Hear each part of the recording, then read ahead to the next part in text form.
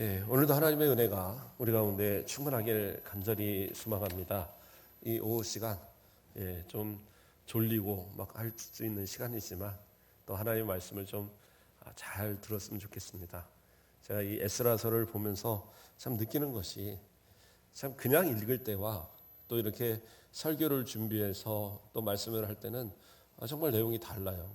더 깊이 있고 배경을 봐야 되고 연도를 봐야 되고 또 어떤 내용의 차이가 있는가를 봐야 되고 이러한 것들을 함께 공부하는 그런 개념에서 오후 예배는 제가 계속 준비를 하거든요.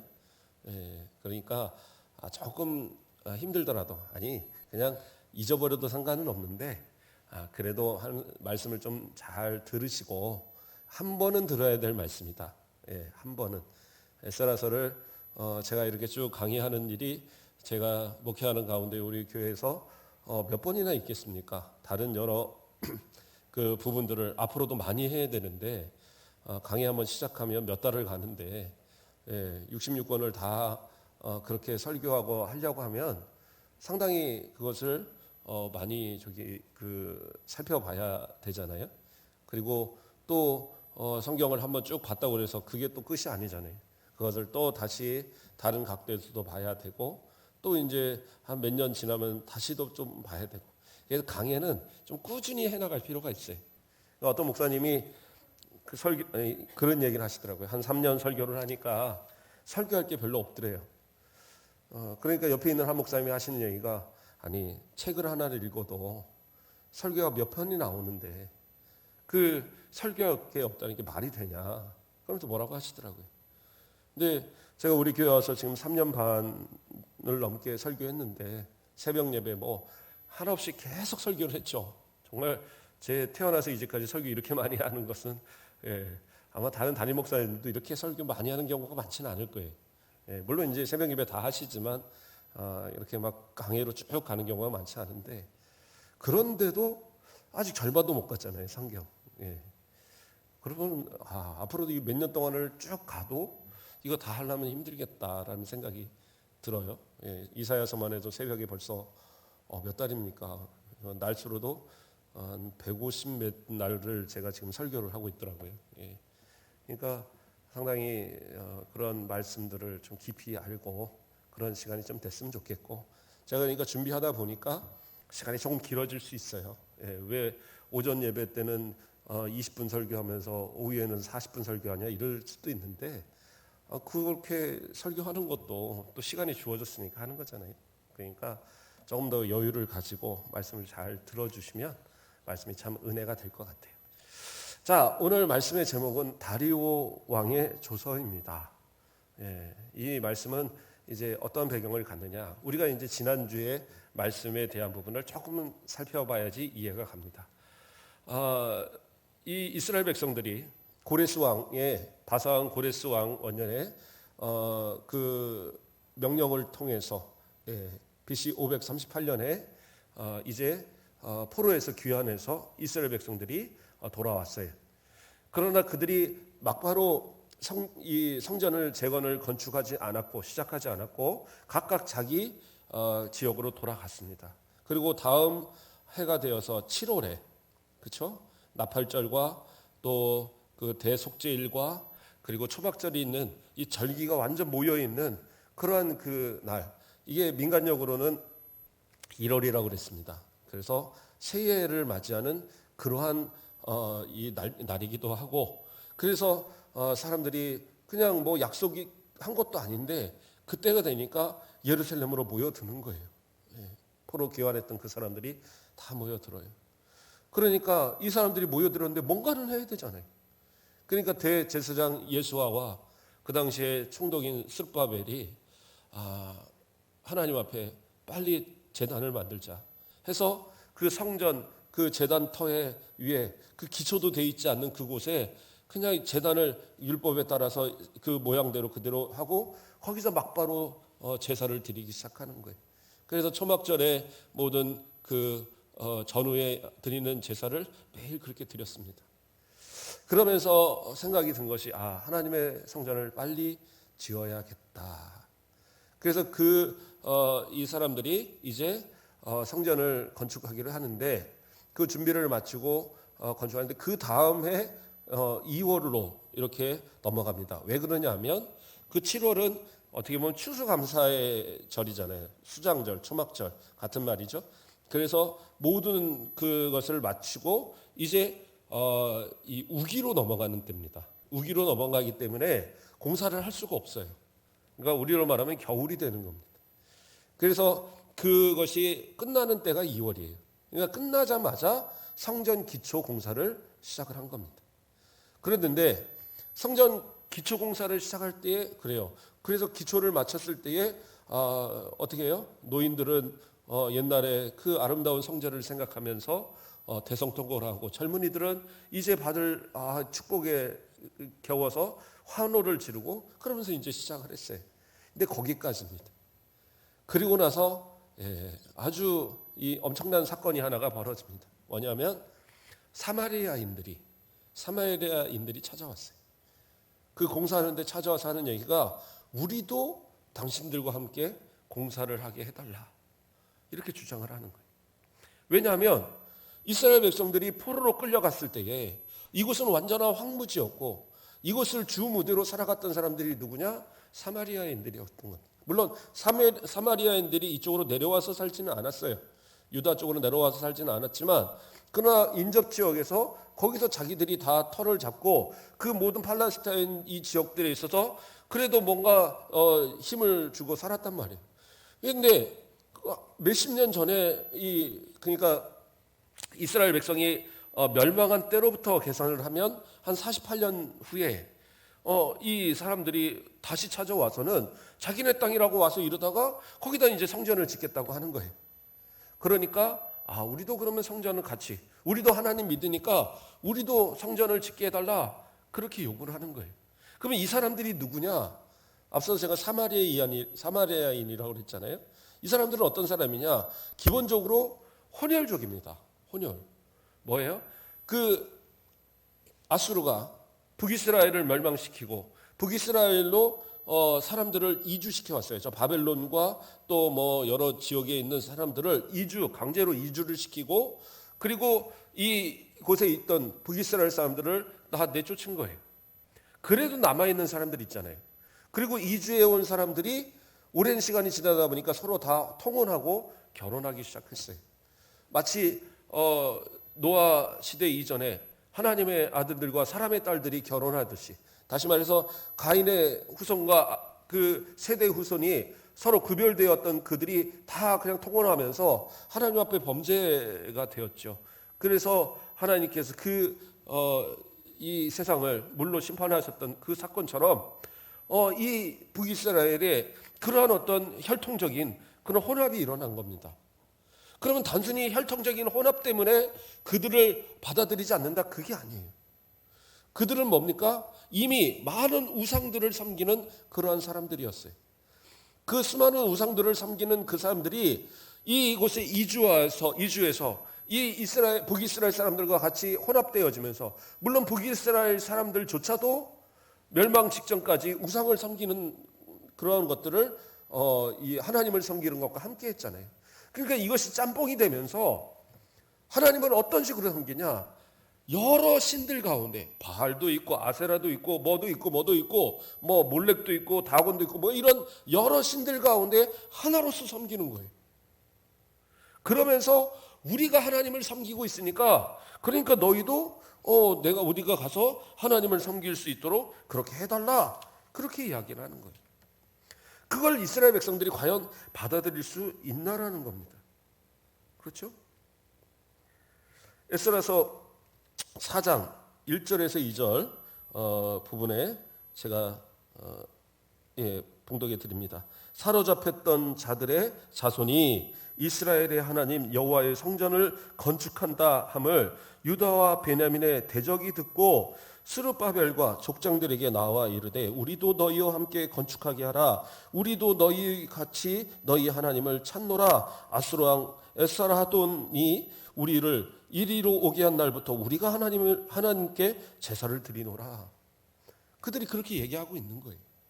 그러나 그들의 의도는 이스라엘 백성들을 순수하게 그들과 함께 하나님께 예배드리겠다 이게 아니에요. 자신들의 주도권. 그동안 이 이스라엘 백성들이 이 자리를 비웠을 때에 이 지역의 주도권을 잡고 있던 자기들의 이 권리를 주장하고자 하는 거예요. 그런 권리를 주장하려고 하는 이것을 뻔히 아는데 스룹바벨이 예수아가 그거를 허락하겠어요? 그래서 단호하게 거절합니다. 거절하면서 우리 하나님의 성전을 건축하는데 너희는 우리와 상관없느니라. 바사왕 고레스가 우리에게 명령하신 대로 우리가 이스라엘의 하나님 여호와를 위하여 홀로 건축하리라. 이렇게 얘기합니다. 왜요? 이것은 하나님께서 명령하시고 하나님께서 계획하신 일이에요. 이 일에 감히 우상을 섬기고 그러한 자들이 끼어서 하나님의 성전을 더럽힌다. 이건 안 된다 이거죠. 그래서 단호하게 거절하고 우리만이 이것을 지켰다. 그런데 우리가 좀 아까 읽었던 가운데 뭐라고 그래요? 유다와 베냐민의 대적. 그들은 유다와 베냐민, 다시 말해서 지금 이 남유다 돌아온 이스라엘 백성들의 대적이다라는 거예요. 그러니까 이 말을 집어넣은 이유는 뭐냐? 이들이 앞으로 지속적으로 이스라엘 백성들을 괴롭히는 존재가 돼요. 그래서 사마리아 사람들은 아주 사악하게 이스라엘 백성들을 괴롭힙니다. 그래서 이 성전을 짓지 못하도록, 이 성전이 재건되지 못하도록 집요하게 방해를 해요. 그래서 성경은 또 뭐라고 합니까? 에스라서 4장 3절 말씀에 스룹바벨과 예수와 기타 이스라엘 족장들이 이르되, 이거 넘어가세요. 4절과 5절, 에스라 4장 4절과 5절에 이로부터 그 땅 백성이 유다 백성의 손을 약하게 하여 그 건축을 방해하되 바사왕 고레스의 시대부터 바사왕 다리오 즉위 할 때까지 관리들에게 뇌물을 지어 그 계획을 막았으며, 이렇게 나와요. 뭐라고 나옵니까? 유다 백성의 손을 약하게 하여. 그 약하게 했다는 말이 무슨 말일까요? 우리는 이제 이 말을 듣면 마치 무슨 폭력으로 가서 막 때리고 때려 부시고 가서 그 건축물을 막 뒤집어 엎고 이렇게 했을 거라 생각하잖아요. 그러지 않았어요. 이 사람들은 아주 교묘하게 괴롭힌 겁니다. 왜냐하면 만약에 그 고레스의 조서에 따라서 행하는 일을 그냥 물리적으로 방해했다? 그러면 이 사마리아 사람들이 오히려 피해를 볼 수 있죠. 왜냐하면 이 왕에게, 그렇죠? 이 황제에게 어떤 반역을 한 것이 되기 때문에 결국에는 자기들이 피해를 볼 수 있으니까 위협만 하는 거예요. 왜 그런 거 있잖아요. 열심히 막 일하고 있는데 옆에 가서 막 우르르 몰려가갖고 분식점을 방해를 한다. 그 앞에서 쫙 몰려 앉아갖고 막 삼겹살 구워 먹으면서 들어가는 사람 한 번씩 째려보고 이러면 장사가 안 되는 것처럼, 그러니까 지금 위협을 하는 거예요. 그래서 사마리아 사람들이 마치 이 공사를 하는 사람들에게 큰 피해를 줄 것처럼 막 위협을 하니까 그 사람들의 마음이 아주 약해졌다라는 그런 의미예요. 그리고 또 어떤 일이 일어납니까? 그래서 그러한 일들을 어떻게 해요? 그 건축을 방해하되. 그러니까 방해라는 말은 어떤 말이냐? 마찬가지예요. 폭력을 행사한 게 아니라 그 일이 되지 않도록 여러 가지 술수를 쓰는 걸 얘기하는 거예요.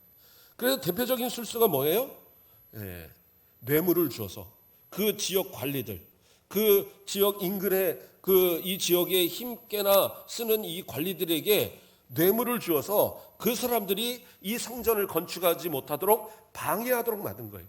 그 방해하는 것이 언제까지요? 바사왕 다리오가 즉위할 때까지, 그때까지 계속해서 이것이 이루어졌다라는 거예요. 그러면 바사왕 이 다리오가 즉위할 때까지 그러면 어떻게 됩니까? 이 성전을 건축하기 시작한 때부터 다리오 왕이 즉위할 때까지를 계산하면 16년이라는 시간이 흘러버려요.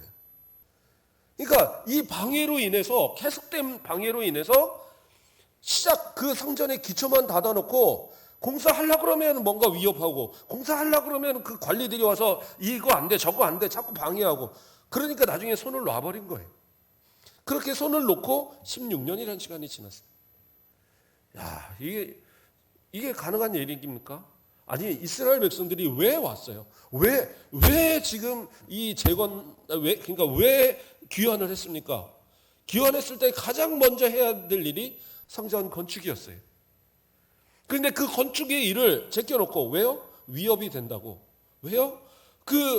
관리들이 방해를 한다고 해서 그거를 그냥 16년이라는 시간 동안을 그냥 방치한 겁니다. 그런데 성경은 좀 더 자세하게 이야기합니다. 에스라서 4장 6절부터 바라보면, 4장 6절 말씀부터 보면, 또 아하스웨로가 즉위할 때에 그들이 이 글을 올려 유다와 예루살렘 주민을 고발하니라. 아하스웨로에게 고발했다, 이렇게 나와요. 그리고 이어서는 7절에 아닥사스 때에 아닥사스 때에 비슬람과 미드르닷과 다부엘과 그의 동료들이 바사왕 아닥사스다에게 글을 올렸으니, 그러니까 여기서 누가 나와요? 아하스웨로와 아닥사스다가 나와요. 그래서 이 사람들에게까지 이 상소를 올려서 이 부당함을, 이 성전 건축을 안 된다고 집요하게 이렇게 했다라고 나와요. 그런데 우리가 여기서 살펴야 돼요. 그런데 여기서 이제 이 고발한 글을 쭉 내려가 보면 성전에 대한 이야기가 안 나와요. 성전에 대한 이야기가 안 나오고 뭐라고 나옵니까? 12절 말씀을 보면, 왕에게 알아나이다. 당신에게서 우리에게로 올라온 유다 사람들이 예루살렘에 이르러 이 폐역하고 악한 성읍을 건축하는데 이미 그 기초로 수축하고 성곽을 건축하오니, 뭐라고 얘기하고 있어요? 지금 성벽을 건축하고 있다라고 얘기하고 있는 거예요. 그러니까 성전을 건축하는 게 아니라 성벽을 건축하고 있다. 전혀 다른 얘기죠. 그래서 많은 학자들이 여기서 6절부터 시작되는 마지막 24절까지, 4장 6절에서 24절까지의 말씀은 이 좀 논란이 있어요. 그래서 이것을 성벽 재건에 대한, 성전 건축이 아닌 성벽 재건의 때에 이 사마리아인들이 방해했던 일들을 여기다 집어넣은 걸로 봅니다. 왜냐하면 이 아하스웨로 왕과 아닥사스다 왕은 다리오 왕 이후의 왕이에요. 그 가운데 있는 왕들이 아니에요. 물론 그것을 주장하는 사람들도 있어요. 그래서 우리가 성경상에서 말하는 아하스웨로와 아닥사스다는 다리오 왕 이후의 사람들이고, 그 앞의 왕들도 그렇게 불렸다라고 이렇게 주장하는 사람도 있어요. 근데 그것은 좀 내용이 명확하진 않아요. 그러니까 간단하게 좀 설명을 드리면, 원래 이 고레스 왕과 그 다음에 이 다리오 왕 사이에는 2대 왕이 누구냐면 캄비세스라는 왕이에요. 이 캄비세스라는 왕이 있는데, 그래서 이 사람들은 이것을 이제 이 아하스웨로 아닥사스다가 이 중간에 또 있었다라고 주장하는 사람은 이 사람을 이 아하스웨로로 보는 거예요. 그러면 아닥사스다 하나가 없잖아요. 이 사람은 누구냐 하면 이 스미르스라는 사람인데, 이 사람이 반역을 했어요. 이 캄비세스가 왕이 되고 자기 동생을 죽입니다. 예, 자기 동생을 죽였는데 그 죽은 동생이 자기라고 주장을 하면서 거짓으로 왕위에 잠시 오른 사람이 있었어요. 예, 제가 이렇게 뒤져보고 찾아보니까 한 2달 정도 이렇게 등극을 한 사람이었던 것 같아요. 근데 그 사람이 거기서 등극을 하면서 왕으로서 통치한 그 짧은 기간, 그것을 그 사람이 바로 아닥사스다라고 얘기하는 거예요. 근데 그 짧은 시간에 여기서 말한 대로 그 사람한테 이 상소를 올려갖고 그래갖고 이 일을 방해했다? 그럴 수도 있지만, 그러나 그것은 조금 이 거리나 여러 가지 상으로 좀 불가한 일일 것 같아요. 그래서 이 이야기는, 그래서 대부분의 학자들은 뒤에 있을 성전 건축이 아닌 성벽 재건의 그 이야기를 여기까지 갖고 와서, 왜 그럼 이 이야기를 여기다 삽입을 시키냐? 에스라가 왜 굳이, 에스라가 이 모든 이야기의 그 흐름을 다 알고 그렇죠? 그런 모든 것을 잘 아는 이 에스라가 왜 이걸 가져왔느냐? 이것은 의도를 가지고 가져온 거예요. 그러니까 사마리아인들이 성전 건축만 방해한 게 아니라 성벽 건축에 이르기까지 그 아주 백몇십 년이 지나는 그 기간 동안 지속적으로 이스라엘 백성들을 괴롭히는 대적의 역할을 감당했다라는 것을 그렇게 설명하기 위해서 성전 건축과 더불어서 성벽 건축을 갖고 와서 설명을 하는 겁니다. 그래서 실제적인 아하수에로 누구예요? 그 에스더의 남편이었던, 에스더가 왕후였잖아요. 남편이었던 그 아하수에로, 그리고 아닥사스다 누구예요? 그 느헤미야를 이렇게 총독으로 보내서 성벽을 재건하게 했던 그 사람, 그 두 왕이 실제적으로 여기서는 그 왕들이고, 그 왕들의 이야기를 그때에 있었던 방해 공작들을 가지고 온 겁니다. 그래서 이 두 개를 같이 묶어둠으로써 사마리아인들이 얼마나 악랄하게 이스라엘 백성들의 성전 건축과 이 성벽 재건을 방해했는가에 대해서 아주 여실히 보여주기 위해서 이것을 이야기하는 거예요. 그래서 그들이 보낸 이 성벽에 대해서 올린 이 상소가 나오는데, 이 상소 자체가 결국에 뭐예요? 성전에 방해하는 그런 내용과 동일하다는 거예요. 그래서 그 내용을 여기다가 넣고 있는 겁니다. 자, 뭐라고 나옵니까? 다시 한번 또 살펴보면, 아까 읽었던 대로, 아닥사스다에게 보냈던, 그 글, 이 성벽 재건을 방해하기 위해서 보냈던 그 글을 보면, 13절 말씀에 이제 왕은 아시옵소서, 만일 이 성읍을 건축하고 그 성곽을 완공하면 저 무리가 다시는 조공과 관세와 통행세를 바치지 않을 겁니다. 그러니까 이 이야기가 이 성전 건축 때도 동일하게 이 주장됐던 이야기를 는 거예요. 뭐예요? 이 사람들이 성전을 중심으로 인해서 나라가 다시 재건이 되어지면 이 사람들은 정당하게 이 바사 왕국에 페르시아에게 내야 될 세금들을 내지 않을 거라는 거예요. 그래서 독립적으로 자신들은 내지 않고 그렇게 해서 이러한 모습들을 보일 건데, 그러기 때문에 이 성전 건축을 허락해서는 안 됩니다. 이렇게 했다라는 거예요. 또 두 번째는 뭡니까? 16절 말씀을 보면 이 성읍이 준공되어 성곽이 준공되면 이로 말미암아 왕의 강 건너편 영지가 없어질 것입니다라고 얘기해요. 그러니까 그 영지, 다스리는 그 땅이 이제 사라질 거라는 거예요. 그러니까 이 이스라엘 땅은 상당히 중요한 겁니다. 고레스가 이스라엘 땅을, 물론 자신이 그 이사야의 글을 보고 그것으로 감동받아서, 이건 요세푸스의 주장입니다. 이사야의 글을 보고 감동을 받아서 그래서 하나님의 이 성전을 짓도록 하고 이스라엘 백성들로 자신을 위해서 기도해달라고, 자신과 자신의 왕자들을 위해서 기도해달라고 그렇게 부탁해서 이 성전을 짓게 했다고 했지만, 정치적인 이유로서는 애굽을 넘보고 있었거든요. 애굽을 공격하기 위한 교두보로 삼고자 하는 것이 이스라엘이었던 거예요. 그렇기 때문에 그 이전에 아수르도 북이스라엘과 남유다를 어쨌든 차지하려고 했던 이유가 애굽을 공격하기 위한 이유거든요. 그래서 애굽의 관문처럼 여겨지는 것이 이곳이기 때문에 이곳을 잃어버린다? 그러면 상당한 손실이 생기는 거예요. 그러니까 이 말에 어떻게 해요? 그 당시에 캄비세스가 되겠죠. 캄비세스가 이것을 방해하는 그 상소를 그대로 수락을 한 겁니다. 자, 어쨌든 그러한 이제 상황이 되었어요. 그래서 이 사람들이 장장 이 16년이라는 시간 동안을 이 성전 건축이 멈춰 있었던 겁니다. 그런데 5장 1절에 가면 새로운 사건이 하나가 이제 전개가 됩니다. 선지자들, 곧 선지자 학개와 이또의 손자 스가랴가 이스라엘의 하나님의 이름으로 유다와 예루살렘에 거주하는 유다 사람들에게 예언하였더니, 이렇게 나옵니다. 이게 뭐예요? 이제 학개 선지자와 스가랴 선지자가 출현합니다. 16년 만이. 그래서 그들이 하나님의 말씀을, 예언의 말씀을 증거하면서 이야기하는 것이 뭐냐?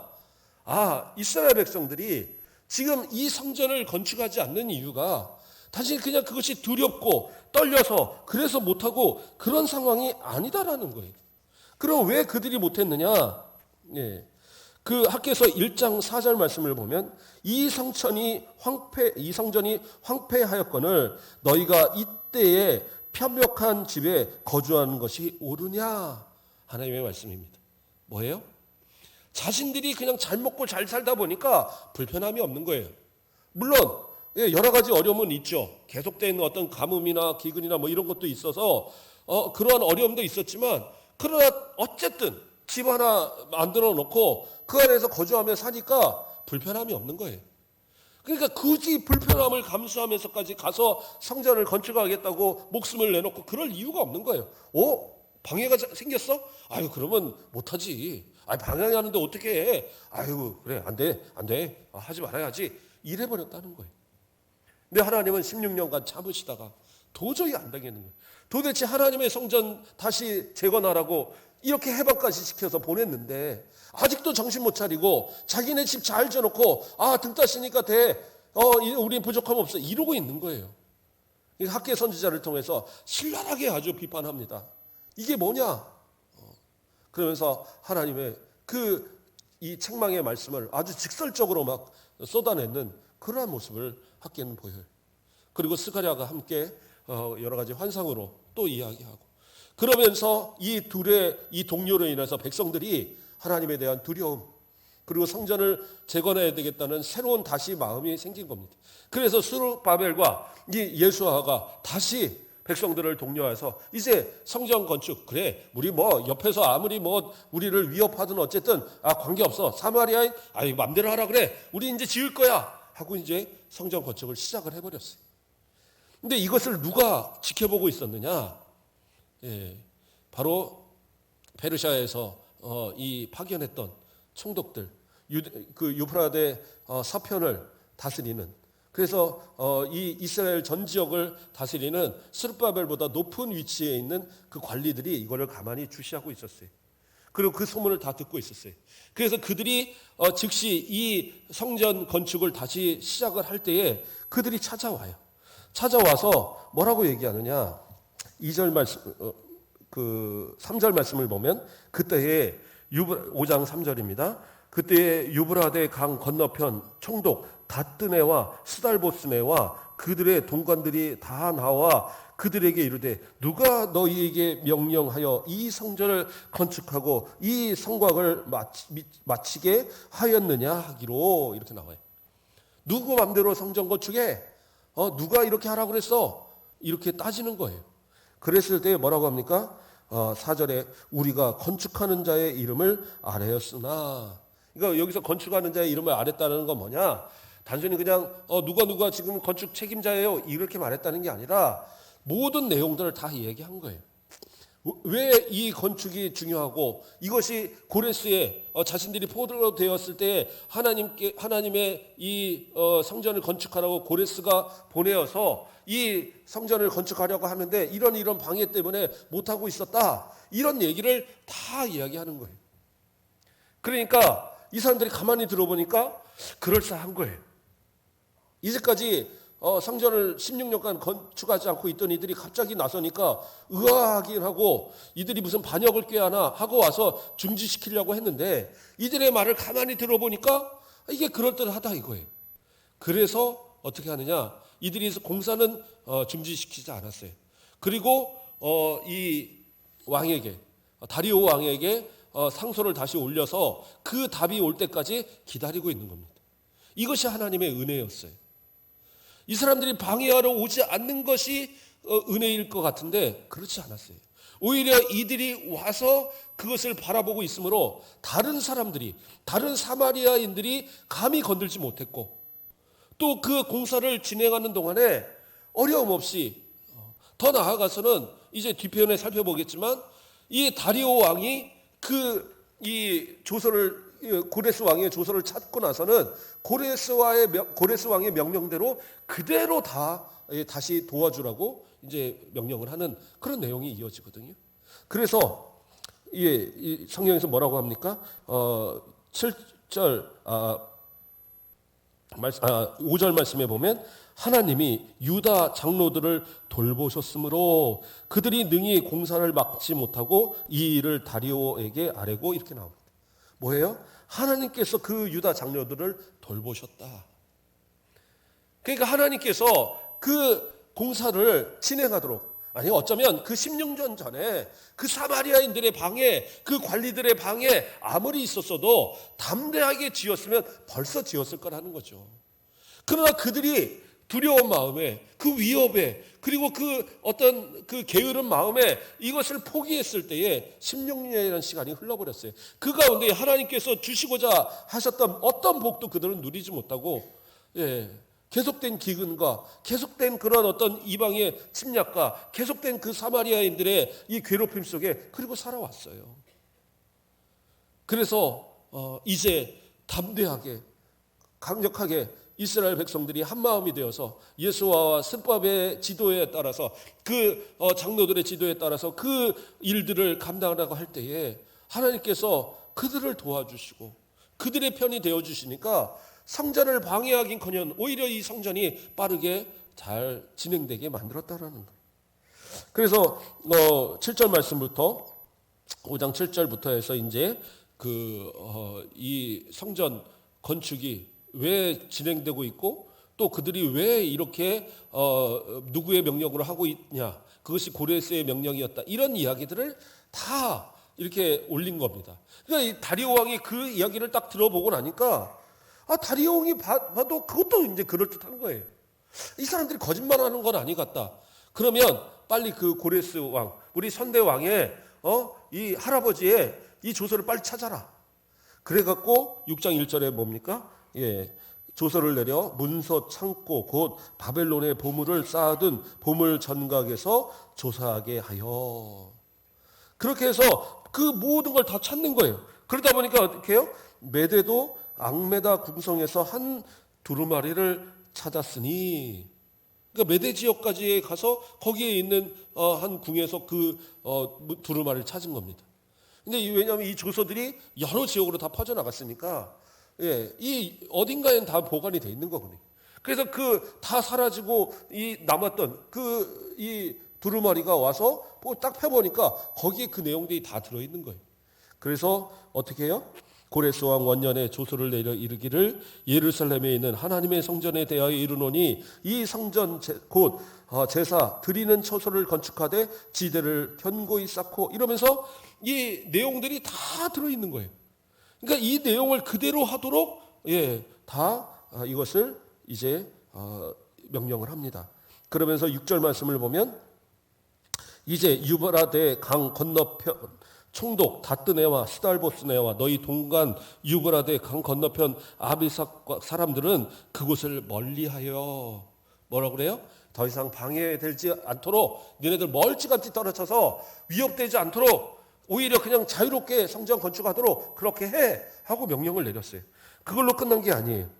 7절 말씀을 보면 하나님의 성전 공사를 막지 말고 유다 총독과 장로들이 하나님의 성전을 제자리에 건축하게 하라. 그냥 그 건축하도록 잘 그냥 마음대로 하도록 그렇게 해라. 이렇게 이제 명령을 합니다. 또 뿐만 아니라 뭐예요? 성전 건축에 대하여 들어가는 모든 비용들을 다 그것을 지급하라고 얘기해요. 왜냐하면 이게 고레스의 조서였거든요. 그러니까 이 성전 건축을 할 때 자기들이 돈 모아갖고 열심히 그걸 짓겠다고 하다가 16년을 포기했다가 또 다시 모아서 또 만들고 하고 있는데 어떻게 해요? 이 하나님께서 은혜를 주시니까 이 다리오 왕이 그 고레스 조서대로 그 경비 다 완공이 되는 거야. 우리가 다 돼. 세금 걷지 말고 그 세금에서 다 갖다가 지급해. 이렇게 명령을 내려버리는 거예요. 또 그뿐만이 아니에요. 9절 말씀을 보면 또 그들이 필요로 하는 것 곧 하나님께 드릴 번제의 수송아지와 순양과 어린 양과 또 밀과 소금과 포도주와 기름을 예루살렘 제사장의 요구대로 어김없이 날마다 주어. 하나님 앞에 이 성전 건축이 되는 동안에 계속 제물을 공급하라는 거예요. 그렇게 해서 뭐 하라고 그래요? 그들이 하늘의 하나님께 하늘의 하나님께 향기로운 제물을 드려 왕과 왕자들의 생명을 위하여 기도하게 하라. 이게 고레스의 조서에 있었던 얘기거든요. 그러니까 고레스 왕이 그렇게 인정할 정도면 이 하나님 정말 대단한 하나님이신가 보다. 그러니까 이 재물들을 계속 공급하게 해서 나와 우리 왕자들을 위해서 기도하게 해라. 이렇게 명령하는 거예요. 그래서 이 모든 공사를 아주 잘 이 고레스의 이 다리오의 조서를 통해서 이 공사가 시작되어서 4년의 공사를 마쳐서 20년 만에 이 공사가 완료가 돼요. 그래서 이스라엘 백성들이 귀환한 때부터는 22년 만에 성전 공사가 완공이 되어집니다. 다음 주에 이제 완공 이후의 이야기들을 우리가 좀 살피겠고요. 하나님의 복, 하나님의 주신 은혜는 우리가 포기하면 누리지 못하는 은혜. 어떠한 상황에도 하나님 분명히 주셔요. 믿음으로 기도하고 의지하는 성도들은 그걸 누리게 되는데 왜 대부분의 사람들이 못 누리느냐? 두려움에 포기하기 때문에. 주변의 상황 때문에 포기하기 때문에. 그렇죠? 사람이 두렵고 또는 그런 어떤 환경이 두렵고 내 자신의 능력이 안 된다는 두려움. 여러 가지 두려움들이 쌓이다 보면 내가 정말 하나님의 영광을 위해서 해야 될 정말 사명을 감당하지 못하는 경우들이 많이 있어요. 나이가 든 분들, 우리 권사님들이나 우리 장로님, 우리 집사님들이 얼마나 열심히 다 이제까지 해옵니까?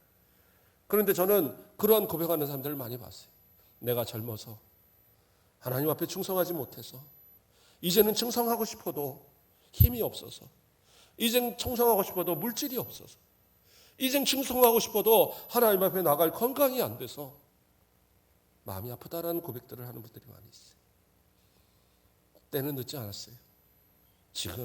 지금이 하나님 앞에 예배하고 기도할 때, 우리의 마음을 드릴 때, 그렇죠?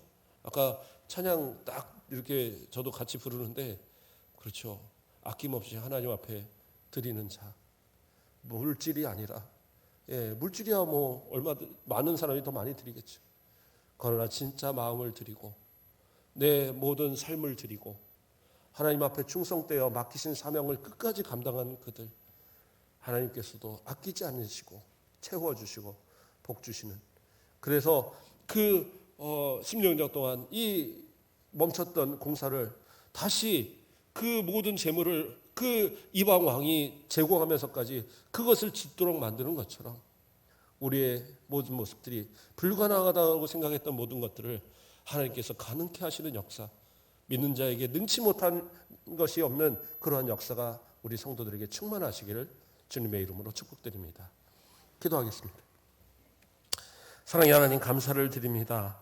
우리를 얼마나 사랑하시고 하나님 우리를 아끼시는지, 이제까지의 삶 가운데 단 한 번도 우리를 버리지 않으시고 언제나 동행하시고 이끌어 주심을 감사를 드립니다.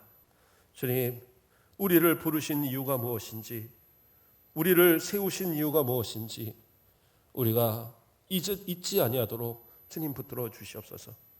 잊었다 할지라도 다시 기억하게 하시고 나를 장로로, 나를 권사로, 나를 집사로 세우신 이유가 뭔지, 나를 목사로 세우신 이유가 뭔지 날마다 되새겨서 그들이 다시 성전을 건축하고 하나님께 담대히 영광 돌렸던 모습처럼 우리도 우리에게 맡기신 모든 사명에 부끄럽지 않는, 하나님 앞에 설 때에 너 무엇 하다 왔냐고 물으실 때에 부끄러워 얼굴 들지 못하는 이 모습 하나도 없도록 잘했다 칭찬받는 우리 모든 주의 성도들 되어지도록 축복하여 주시옵소서.